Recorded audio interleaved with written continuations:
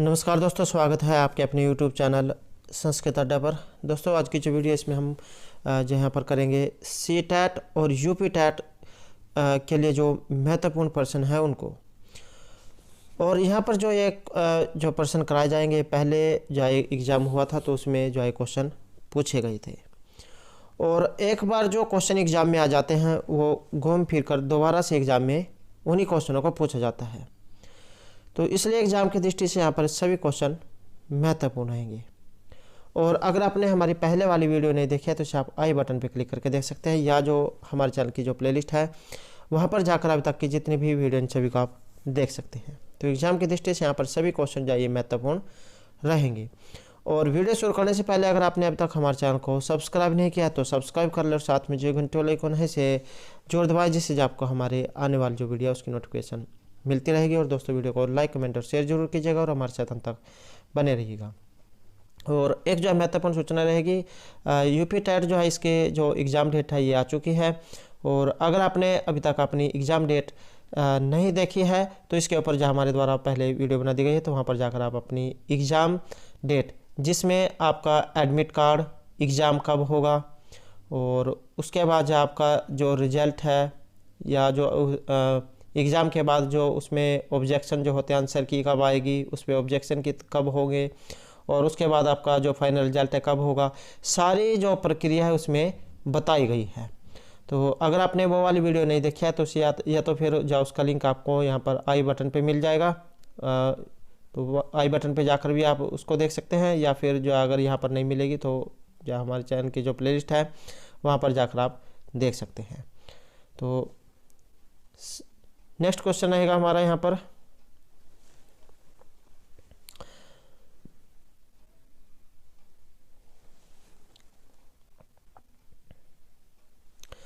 तो यहाँ पर आप इसमें देख सकते हैं भाग 3 संस्कृत परिज्ञान भाषा 2। परीक्षार्थी निम्नलिखित भाग के प्रश्न के उत्तर केवल तभी दे यदि उन्होंने भाषा 2 का विकल्प संस्कृत चुना हो। तो जैसे CTET जो है उसमें जो है जब आप फॉर्म भरते हैं तो उस समय वहाँ पर ऑप्शन दिए जाते हैं कि आपने भाषा 2 के लिए संस्कृत जो उसमें सेलेक्ट की या हिंदी सेलेक्ट की है। तो आप अपने अनुसार जो आपने उसमें फॉर्म में देख लेना कि आपने कौन सा उसमें भाग जा फिल किया है, तो उसी के अनुसार आपने जा वहाँ पर फिर क्वेश्चनों को करना होगा। भाग 3 है या 2 है, तो आप अपने एडमिट कार्ड में भी आपका जो है ये जब आपका एडमिट कार्ड जारी होगा तो उसमें भी जाए लिखा होगा कि आपके भाषा 2 में आपने ये भाषा को सिलेक्ट किया है, 3 में ये सिलेक्ट किया है। तो इस तरीके से आप पहले उसमें फिल कीजिएगा, क्योंकि यहीं पर ज़्यादातर कैंडिडेट जो है गलती को करते हैं। तो हमारा यहाँ पर जो पहला क्वेश्चन है कि संस्कृत के एकोन चत्वारिंशत् को कहते हैं। तो एकोन चत्वारिंशत् कितना होता है 40, और एकोन चत्वारिंशत् मतलब 40 से 1 कम, तो 40 से 1 कम हो गया यहाँ पर 39, ऑप्शन ए। और जैसे यहाँ पर ये 29 दिया गया है, इसको संस्कृत में कैसे लिखा जाएगा, तो 20, अगर आपको यहाँ पर 20 को पता है, 20 को क्या लिखा जाता है विंशति, और यह है 9, तो नवविंशति, नवविंशति 20 को बोल सकते हैं हम। और या फिर 30 से 1 कम, ये भी कितना होता है, ये भी 29 होता है। तो इसको क्या लिख सकते हैं, फिर हम इसको लिख सकते हैं एकोन त्रिंशत् अर्थात 29। उसके बाद है यहाँ पर 59 कितना होता है 50 और 9, 50 को क्या लिखा जाता है 50, और 9 को 9, तो 9 50। या फिर जैसे 60 है, 60 से 1 कम कितना हो गया 59, तो 60 से 1 कम अर्थात एकोन षष्ठी, इसे भी क्या लिखा जाएगा 59। जैसे आया है 49, अब यहाँ पर 40 को क्या लिखा जाता है चत्वारिंशत्, और 9 को 9, तो 9 चत्वारिंशत्। या फिर 50 से 1 कम, तो ये हो गया 49, तो इसको क्या लिखा जाएगा एकोन 50। तो इस तरीके से यहाँ पर एग्ज़ाम में ये पूछा जाता है, और हाल ही के जो स्टेट के जो एग्ज़ाम हुए हैं उनमें भी जा इसी तरीके का क्वेश्चन पूछा जा चुका है। तो सभी जो यहाँ पर क्वेश्चन एग्जाम की दृष्टि से ये महत्वपूर्ण है। अगला क्वेश्चन है यहाँ पर द्विशब्द। द्विशब्द है और स्त्रीलिंग प्रथमा विभक्ति का जो रूप है इनमें से कौन सा है? द्विशब्द स्त्रीलिंग प्रथमा विभक्ति का जो यहाँ पर रूप, तो यहाँ पर जो हमारा सी आंसर है ये रहेगा ऑप्शन इसमें डी।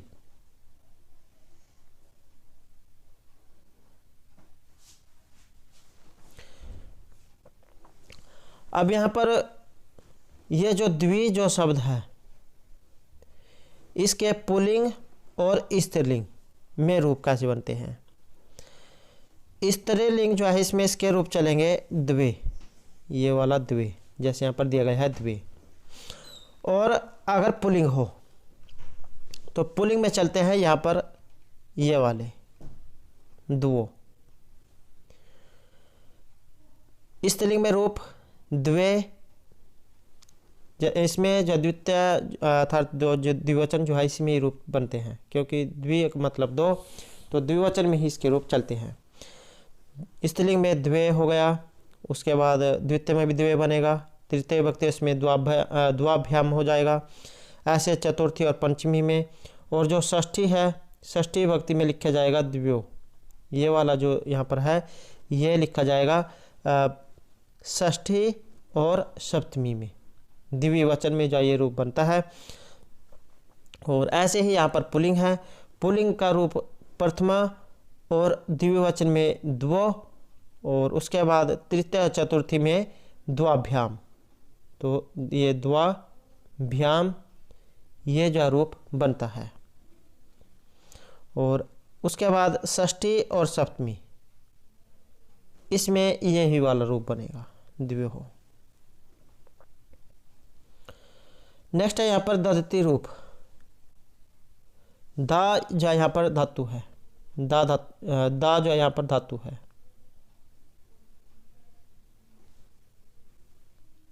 दा धातु है देने अर्थ में। और रूप इसका रहेगा यहाँ पर ऑप्शन ए में दधती, जो यहाँ पर ये लट लकार प्रथम पुरुष और बहुवचन का रूप है। इसके जो रूप है ये कैसे बनते हैं? ददाती, दत्तः, ददती,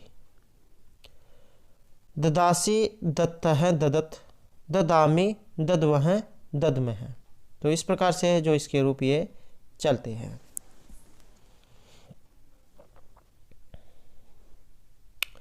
नेक्स्ट है यहाँ पर गुरु उपदेश है। शब्द में प्रयुक्त संधि कौन सी है? गुरु प्लस उपदेश, गुरु उपदेश है। और संधि कौन सी है इसमें? यहाँ पर संधि मानी गई है ऑप्शन ए वाली दीर्घ संधि। और अकस्वर्ण दीर्घा सूत्र है, इसके द्वारा दीर्घ होता है। यदि अक जो प्रत्याहार है, अक एक कई बार जो एग्जाम में ये जो अक जो आया है इसके प्रत्याहार पूछा जाता है कि अ से और क के बीच में जो यहाँ पर प्रत्यय ये कौन कौन से आते हैं, अ और क के बीच के। अब आपने जो महेश्वर सूत्र है ये सुने होंगे, 14 जो महेश्वर सूत्र हैं। तो ऐ उण री रीक, तो इसमें अण जो है अ ई उ ऐ उण, अ ई उ अण री रीक। अब अक ये वाला अ और ये वाला का, इनका हो जाता है लोप। इसका जितने भी ये हलंत है इनका लोप हो जाएगा और इनके बीच के जो है ये गिने जाएंगे। तो अ ई उ री और री, तो ये इनके बीच के गिने जाएंगे। अब इसमें देख सकते हैं ये कितने हैं, 1 2 3 4 और 5, तो इनकी संख्या कितनी है? 5। तो ये भी जा एग्ज़ाम में यहाँ से पूछे जाते हैं, तो ये आपने याद रखने हैं, क्योंकि एग्ज़ाम में कई बार प्रत्यय वाला जो क्वेश्चन है ये आ जाता है। नेक्स्ट है यहाँ पर उपसर्ग का।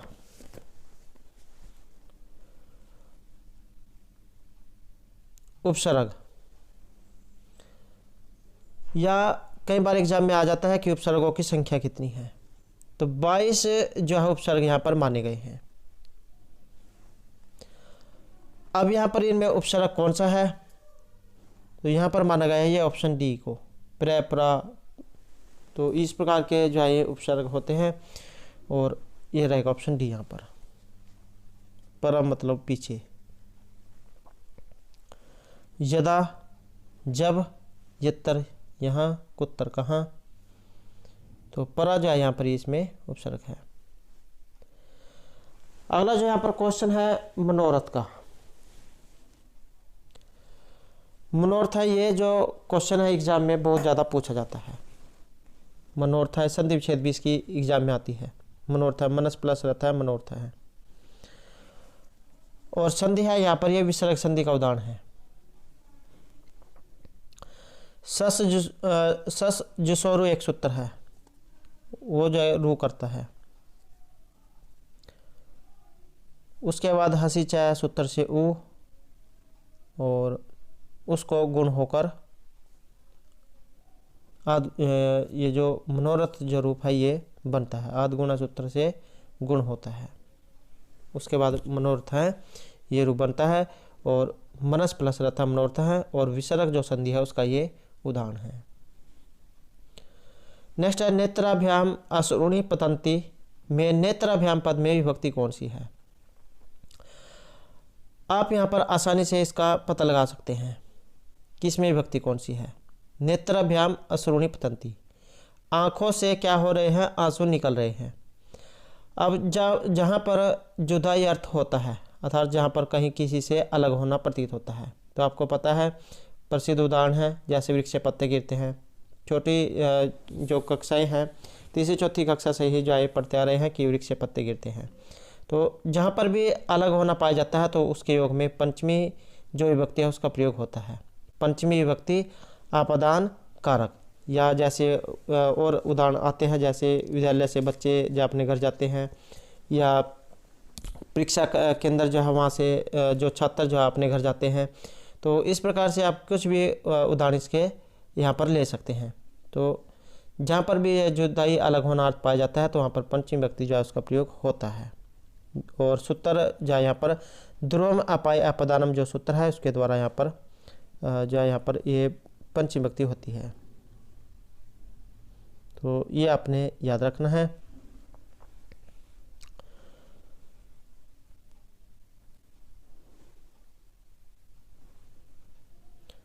नेक्स्ट है यहाँ पर अश्नि शब्द। ये जो अश्नि जो यहाँ पर शब्द आया है इसका यहाँ पर क्या शब्द है, या किस इनमें से पुल्लिंग का है या स्त्रीलिंग का है, नपुंसकलिंग का है, या इन सभी का है। तो यहाँ पर जो अश्नि जो है इसका मतलब अर्थ होता है इसका बिजली हो गया, गाज हो, या फिर कोई अस्त्र। तो ये इसके जो है पर्यायवाची कह सकते हैं, ये समानार्थक शब्द है अश्नि की। और यहाँ पर जो ये शब्द है अश्नि भी इसको माना गया है, और जो पुल्लिंग है ये दोनों में ही प्रयोग होता है, स्त्रीलिंग में भी और पुल्लिंग में भी। नेक्स्ट है यहाँ पर तया नृपो अनुगम्यते में वाच्य कौन सा है। तया नृपो अनुगम्यते में वाच्य। अब यह वाच्य जो है 3 प्रकार के होते हैं, कर्तरी, कर्म और भाव वाच्य। एग्जाम में ये भी क्वेश्चन पूछा जाता है कि वाच्य कितने प्रकार के हैं, तो 3 प्रकार के होते हैं, कर्तरी, कर्म और भाव वाच्य। कर्तरी, कर्म और भाव वाच्य।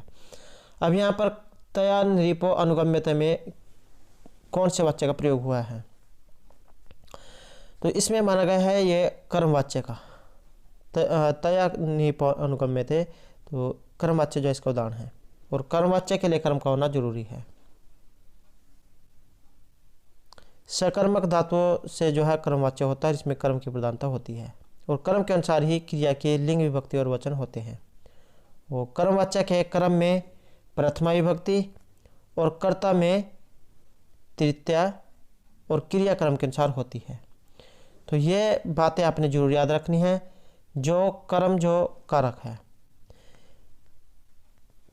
इसके कर्म में तो होगी प्रथमा विभक्ति, और जो कर्ता है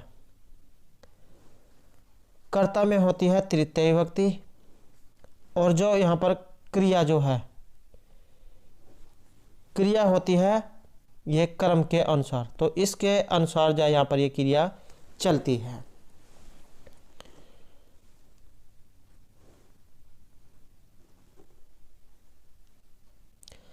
नेक्स्ट क्वेश्चन है यहाँ पर युपदारु का। युपदारु वेरी वेरी इंपॉर्टेंट, इसे आप कह सकते हैं क्योंकि सभी एग्जामों में ये आ चुका है। C TET, UP TET, S TET और हाल ही का जो ये यूजीसी नेट का एग्ज़ाम हुआ है इसमें भी ये पूछा जा चुका है युपदारु का। तो युपदारु में पद में समास कौन सा है? युपदारु, युपायदारु, युपगेदारुषु, तो इसमें रहेगा ये तत्पुरुष समास। और तत्पुरुष समास कहाँ पर होता है? जिसमें उत्तर जो पद है दूसरा पद वो प्रधान होता है, तो वहाँ पर तत्पुरुष समास होता है।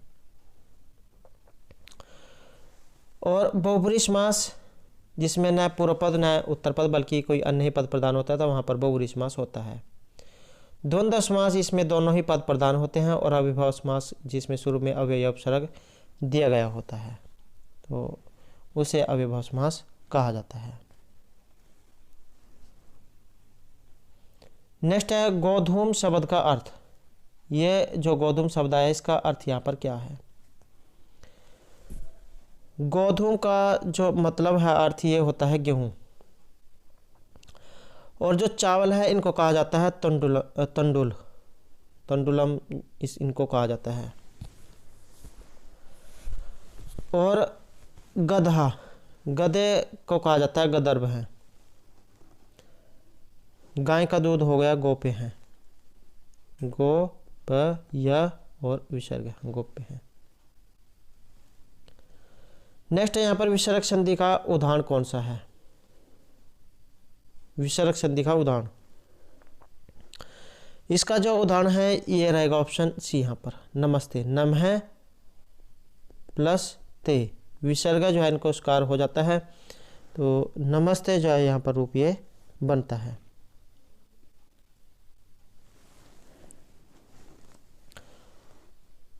और जो यहाँ पर सन्मित्रम आया है इसका बनता है सत प्लस मित्रम, सतमित्रम। व्यंजन संधि का महोषधि, तो इसका बनता है महा प्लस औषधि, महोषधि। और तल्य है, तत् प्लस ल्य है, तल्य है। यह है व्यंजन संधि का। नेक्स्ट है यहाँ पर स्पर्श संज्ञक वर्णों की संख्या। एक होता है स्पर्श वर्ण, अंतस्थ, ऊष्म। तो का से लेकर जो मा तक जितने वर्ण हो गए इनको स्पर्श वर्ण कहा जाता है। या फिर एग्जाम में आपको का देव मावसाना एक लिखा हुआ दिखाई देगा, तो उसका भी मतलब यही स्पर्श वर्ण से होता है। तो का से लेकर जो वर्णों की संख्या ये मानी गई है 25 जो है इनकी संख्या मानी गई है। कुवर्ग, चवर्ग, टवर्ग, त्वर्ग, पवर्ग। और अंतस्थ वर्ण यरलव, यरलव और ऊष्म वर्ण स ह। नेक्स्ट है बालिका, इस पद में प्रत्यय कौन सा है? बालिका, बालिका अ, जहाँ पर ये आ होता है इसका मतलब है कि यहाँ पर जो टाप जो प्रत्यय है इसका प्रयोग हुआ है। टाप में ट और प जो इसका लोप हो जाता है, आ शेष बचता है। जैसे अजा शब्द हो गया और टाप प्रत्यय हो गया, टाप का आ, अजा, मूसिका, चटका, बाला, तो इन सभी में जो टाप जो प्रत्यय उसका प्रयोग हुआ है। नेक्स्ट है यहाँ पर पर्यंत में उपसर्ग कौन सा है? पर्यंत, परि प्लस अंत, पर्यंत। तो उपसर्ग क्या होते हैं? जो शुरू में लगते हैं। जैसे यहाँ पर पर्यंत है, इसमें परि जो शब्द हो गया, परि, तो ये शुरू में लगा है तो इस कारण से ये उपसर्ग है। अगर ये बाद में लगता तो फिर ये प्रत्यय होता। तो जो अव्यय शब्द अव्यय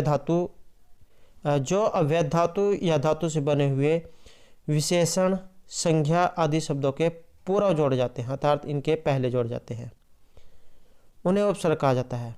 और एग्जाम में इसकी जो व्याख्या है ये भी आ सकती है कि जो धातु से बने हुए विशेषण, संज्ञा आदि शब्दों के पूर्व में जोड़ जाते हैं उन्हें क्या कहा जाता है, तो उन्हें उपसर्ग कहा जाएगा। आपने सिर्फ ये बात याद रखनी है, जो शुरू में जुड़ेंगे वो उपसर्ग होंगे। जैसे अति, अप, अधि, अनु, अपि, भी, अधि, नि, तो जो शुरू में लग रहे हैं वो उपसर्ग हैं।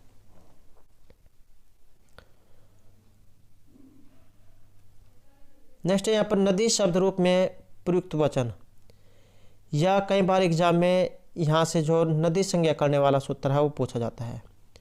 युष्त्राख्य नदी एक सूत्र है जिससे नदी संज्ञा होती है, अगर एग्जाम में इसकी नदी संज्ञा वाला पूछ लिया जाए। और इस शब्द रूप में प्रयुक्त वचन कौन सा है? नदी जो यहाँ पर रूप बनता है यह बनेगा बहुवचन में, और बहुवचन कौन सा है? ये द्वितीय विभक्ति का बहुवचन। एग्जाम में कई बार जो है उलझाने के लिए क्या दे दिया जाता है? नदी रूप ये दे दिया जाएगा, और एक हो जाएगा ये वाला जो इस समय दिया गया है, नदी ही। और इन दोनों में पूछ लिया जाएगा कि ये कौन सी विभक्ति में बने हैं। एक के पीछे विसर्ग है, दूसरे के नहीं है। जिसके पीछे विसर्ग नहीं है तो ये प्रथमा का एक वचन है, और जिसके पीछे है ये द्वितीय का द्विवचन है। रूप इसके कैसे बनेंगे? नदी नद्यो नद्य है, नदीम नद्यो नदी, नद्यः नदीभ्याम नदीभिः, नद्यै नदीभ्याम नदीभ्यः, नद्यः नदीभ्याम नदीभ्यः, नद्यः नद्यो नदीनाम, नद्याम नद्यो नदीषु, हे नदी हे नद्यो हे नद्य हैं। तो इस प्रकार से इसके रूप चलते हैं, क्योंकि एग्जाम में कई बार जोड़ जाने के लिए इस तरीके का दिया जाता है, और हाल ही के एग्जाम में भी इसी तरीके के क्वेश्चन पूछे गए हैं। तो ये आपने जरूर याद रखना है, जिसके पीछे यहाँ पर विसर्ग नहीं है, ये एक वचन का है। नेक्स्ट है अकारांत पुल्लिंग शब्द का जो उदाहरण है ये कौन सा है? अकारांत पुल्लिंग शब्द का उदाहरण, तो इसका जो उदाहरण है यहाँ पर ये रहेगा ऑप्शन, और यह भी आपने याद रखना है पुल्लिंग में यहाँ पर पूछा गया है। तो वैसे अकारांत का ये होता, लेकिन फल क्या है? ये नपुंसकलिंग में है, तो इस कारण से ऑप्शन बी जो यहाँ पर हमारा सी आंसर हो जाएगा। ये आकारांत है, ये भी आकारांत, ये उकारांत है। अकारांत ये उकारांत, लेकिन ये भी आकारांत है, ये नपुंसकलिंग में है। वाच जो शब्द है ये स्त्रीलिंग में रहेगा, और अकारांत। फलम ये नपुंसकलिंग में है। भानु ये उकारांत है और पुल्लिंग में है। तो अकारांत पूछा गया तो राम शब्द रूप यहाँ पर रहेगा।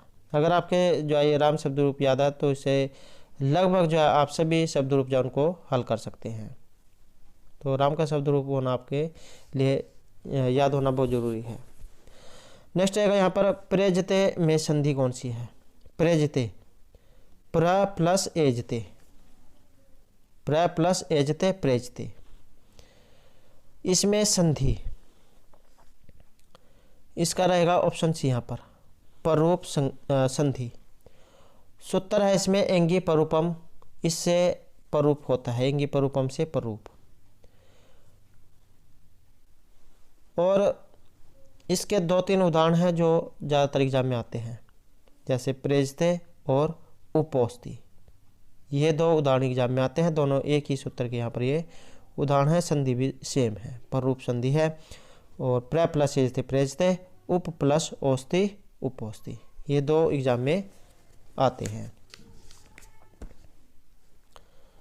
नेक्स्ट है यहाँ पर वह वर्ण का जो उच्चारण स्थान है इनमें से कौन सा है? आपने सूत्र हैं उनको जरूर याद रखना, जैसे अकुह विसर्जन नाम कंठ, इचुसा नाम तालु, ऋतुर्सा नाम मूर्धा, लेतुलसा नाम दंता, उपपद्यमान नाम औष्ठव। तो ये कुछ सूत्र हैं और इनके ऊपर जो हमारे द्वारा पहले भी वीडियो बनाई गई है, तो अगर आपने नहीं देखे तो आप हमारे चैनल की प्लेलिस्ट में जाकर देख सकते हैं। इनके महत्वपूर्ण क्वेश्चन भी और ये उदाहरण भी सभी जो हमारे द्वारा वहाँ पर उसमें कराए गए हैं। अब यहाँ पर जो व जो है इनका उच्चारण स्थान कौन सा है, व किससे बोला जाता है, तो ये बोला जाएगा वकारस्य दंतोष्ठम। तो दांत और ओष्ठ व, तो दंत और ओष्ठ से ये बोला जाता है। तो वकारस्य दंतोष्ठम सूत्र आपने याद रखना है। दंत लृ तुलसा नाम दंता, लृ और तवर्ग और श इनका उच्चारण स्थान दांत से होता है। और ओष्ठ जो आया है उपपद्यमान नाम ओष्ठव, उ और पवर्ग इनका उच्चारण होठ से होता है, ओष्ठ से। और इच ऐसा नाम तालु, ई चवर्ग य और श इनका उच्चारण तालु से होता है। एग्जाम में कई बार क्या उलझाने के लिए, जैसे इच ऐसा नाम तालु, ई और चवर्ग इनका उच्चारण तालु से है, लेकिन इनको ना देकर जो बाद वाला जो शब्द है उसे दे दिया जाता है और पूछ लिया जाता है कि इसमें कौन सा आया है। तो एग्ज़ाम में जो आप कुछ क्वेश्चन को उलझा के भी देने लग गए हैं, तो ये बाद वाला भी आपने याद रखना है। इच ऐसा नाम तालु, ई चवर्ग य और श इनका उच्चारण स्थान तालु से होता है। नेक्स्ट है घुटने के लिए उपयुक्त संस्कृत शब्द इनमें से कौन सा है। तो घुटने जो शब्द है इसके लिए आया है यहाँ पर जानु शब्द, ऑप्शन ए। उरु का मतलब होता है जंघा, पुल्लिंग में जो यहाँ पर रूप को माना गया है। और ये जो जघन जो आया है ये भी इसका मतलब भी जंघा होता है, लेकिन ये स्त्री जो लिंग है इसमें इसका प्रयोग होता है। और हनु जो इसका मतलब होता है ठुड्डी, या जिसे आप ठुड्डी कह देते हैं। अगला क्वेश्चन यहाँ पर निम्नलिखित जो गद्यांश है इसे पढ़कर 21 से 22 के उत्तर दीजिए। 21 व 22 के उत्तर आपने यहाँ पर जो गद्यांश जो है इसे देने हैं। समाजे सर्वत्र दुर्जना पीड़यन्ति जनान, समाजे सर्वत्र दुर्जना पीड़यन्ति जनान, दुर्जन जो होते हैं अर्थात दुष्ट व्यक्ति सभी जगह यहाँ पर लोगों को परेशान करते हैं। यद्यपि एग्जाम में इसकी संधि बहुत ज़्यादा पूछी जाती है, तो यदि प्लस अपि यद्यपि, द और या, और एग्जाम में संयुक्त वर्ण पूछा जाता है। ये वाला द किन किन से बना था, द और या इनसे मिलकर बना था द। तो यद्यपि, यदि प्लस अपि। यद्यपि सज्जना नाम संख्याधिकास्ति तथापि दुर्जना एव प्रबला इति महद आश्चर्यम। यद्यपि सज्जनों की संख्या क्या है, ज़्यादा है, अधिक है। तथापि दुर्जना एव प्रबला इति महद आश्चर्यम, लेकिन दुर्जन क्या है फिर भी प्रबल है, यह बहुत आश्चर्य की बात है। यह तो ही क्योंकि सज्जनः प्रायः है ततष्टः भवन्ति। यदि दुर्जना नाम प्रतिपदम विरोधम सज्जनाः कृष्यन्ति तर्हि निश्चयेन समाजः निर्भयो भविष्यति। अगर सज्जन जो खड़े होंगे अच्छे व्यक्ति, तभी इनको समाज से दूर किया जा सकता है, सभी इनका जो है पर डर जो है खत्म किया जा सकता है। तो उपयुक्त गद्यांश गद्य के अनुसार समाज में किसकी संख्या कम है। तो ऊपर जो गद्यांश है इसमें किसके समाज में किसकी संख्या कम है। अब इसमें जो यहाँ पर पहली जो लाइन जो आई थी, दूसरी लाइन, यद्यपि सज्जन नाम संख्याधिका अस्ति, यद्यपि समाज में सज्जनों की संख्या ज़्यादा है।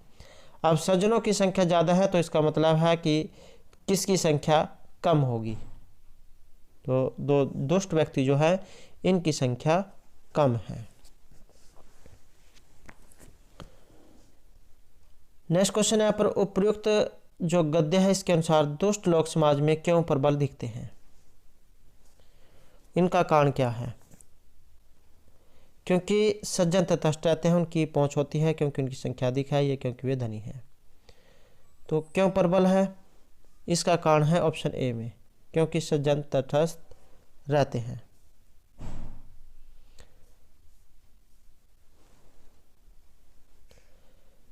नेक्स्ट है यहाँ पर पद्यांश।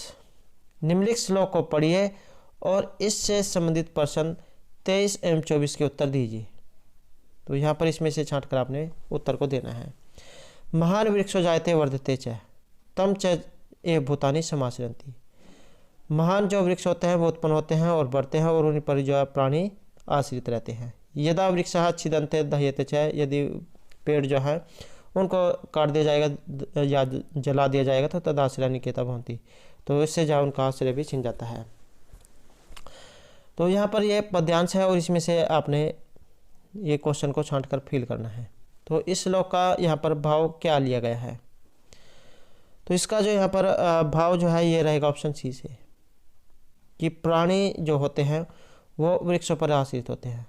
अब आप देख सकते हैं वृक्ष जो है इनसे लकड़ी भी प्राप्त होती है, औषधियाँ जो है वह भी इन्हीं से प्राप्त होती हैं, वर्षा वगैरह, ऑक्सीजन, तो ये सभी काम यहाँ पर वृक्ष के द्वारा होते हैं और वृक्ष के नष्ट होने पर वे भी निराश्रित हो जाएंगे। तो यही इसका यहाँ पर भाव अर्थ जो है लिया गया है। नेक्स्ट है यहाँ पर उपयुक्त श्लोक में भूतानी से तात्पर्य क्या लिया गया है। भूतानी जो शब्द आया है इसका मतलब यहाँ पर क्या है, इसका अर्थ लिया गया है यहाँ पर प्राणी से। तो भूतानी का अर्थ यहाँ पर प्राणी से है। आश्रय का तात्पर्य यहाँ पर सहारा से और नाश का तात्पर्य नष्ट होने से, और वृक्ष जो है ये पेड़ पौधे आप इन्हें कह सकते हैं। नेक्स्ट है यहाँ पर भू धातु का लोट लकार मध्यम पुरुष और एक वचन का रूप इनमें से कौन सा है। तो भू धातु का लोट लकार मध्यम पुरुष और एक वचन का रूप, लोट लकार में यहाँ पर पूछे गए हैं।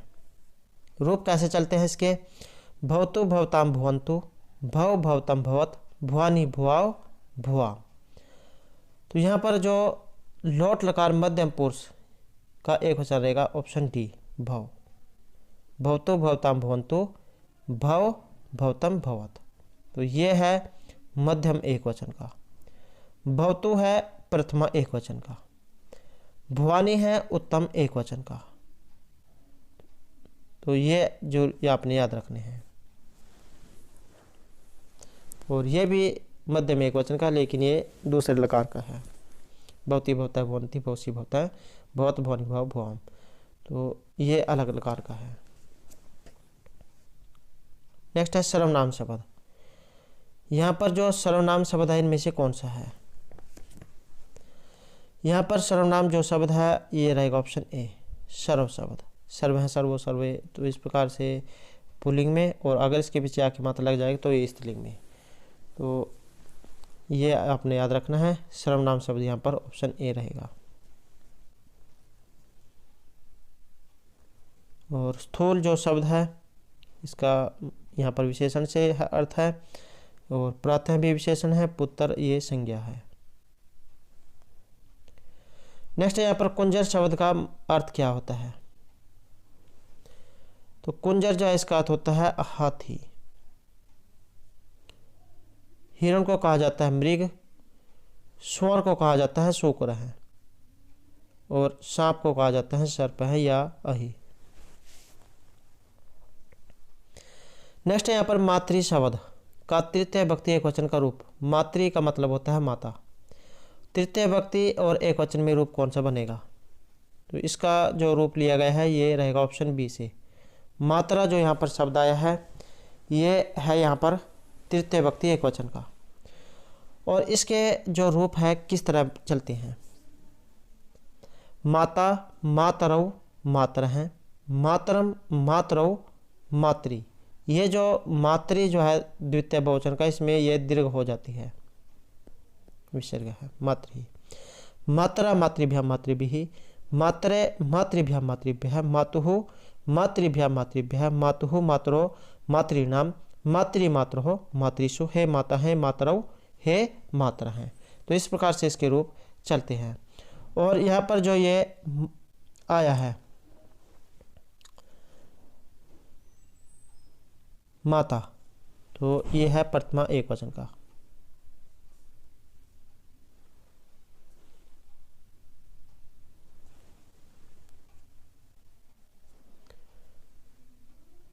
नेक्स्ट है यहाँ पर सुबंधु की रचना इनमें से कौन सी है। तो यहाँ पर जो सुबंधु है इनकी है वासुदत्ता, ऑप्शन ए। अभिज्ञान शकुंतलम जो है महर्षि कालिदास जो उनके द्वारा ये रचित है, 7 इसमें अंक है, श्रृंगार रस इसमें रहेगा।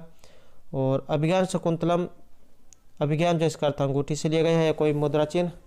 और चौथा अंक जो इसका महत्वपूर्ण माना गया है, उसके अंतर्गत जो 4 श्लोक हैं उनको महत्वपूर्ण इसमें माना गया है। और यहाँ से एग्जाम में क्वेश्चन जरूर पूछा जाता है।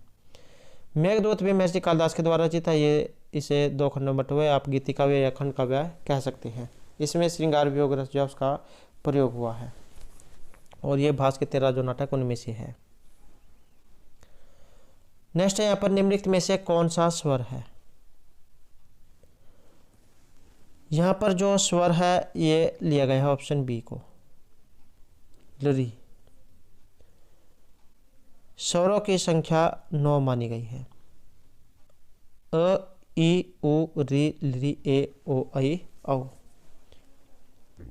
तो अच जो है आप कह सकते हैं अ, ई, उ, उसके बाद है री, उसके बाद है यहाँ पर ली, ए, ओ, उसके बाद ऐ और औ।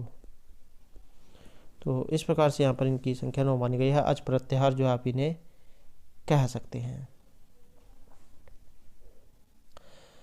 तो दोस्तों ये थे हमारा आज के यहाँ पर सीटैट यूपीटैट जो है एग्ज़ाम के लिए कुछ महत्वपूर्ण प्रश्न जो आपके आगे आने वाले एग्ज़ाम के लिए महत्वपूर्ण होंगे। और दोस्तों अगर आपने अब तक हमारे चैनल को सब्सक्राइब नहीं किया तो सब्सक्राइब कर ले और हमारे साथ अंत बनाने के लिए धन्यवाद।